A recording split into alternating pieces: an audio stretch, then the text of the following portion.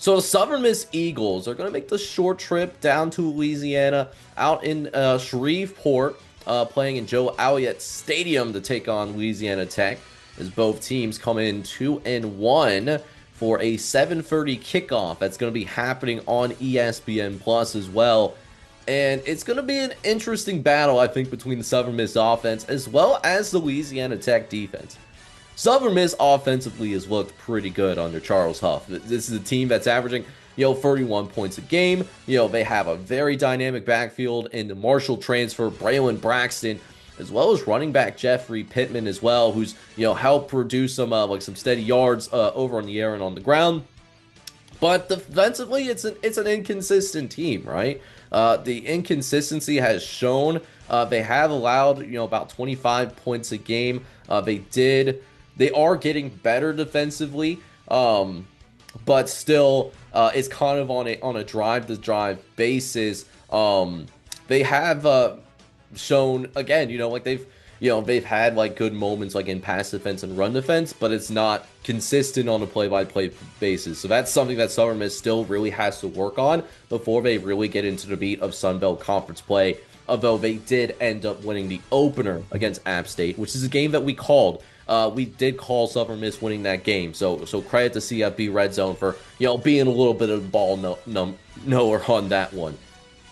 But then for Louisiana Tech, really it's an opposite problem, right? The Louisiana Tech defense, man, this defense is actually really good. They've allowed just 13 points a game. They look pretty good. I believe it was against New Mexico State this past weekend. And then even in the LSU game, a game that they lost, I mean, they stifled LSU in LSU's building in Death Valley. Could have been a game that easily could have been a blowout, but, Louisiana Tech, man, they gave them fits defensively. They only surrendered 23 points, which I think is really damn good, particularly going against one of the hyped-up teams in the SEC. But offensively, they've been extremely inconsistent. So it's going to be a really fascinating matchup, I think, on both ends. Seeing a matchup where an inconsistent defense is going to go up against an inconsistent offense, but then you also see a really good defense in Louisiana Tech go up against a really good offense in Southern Miss. So I'm really looking forward to this chess match from that perspective. I'm going to pull up the model real quick, though. And there's a fascinating discrepancy between what our internal metrics are reporting as well as what FanDuel is reporting. FanDuel is thinking that this is going to be a really close game.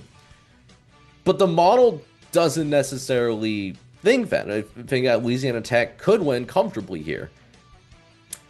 I think about what Louisiana Tech did to LSU. I think genuinely Louisiana Tech is a little bit more battle-tested at this point in the year than what Southern Miss is.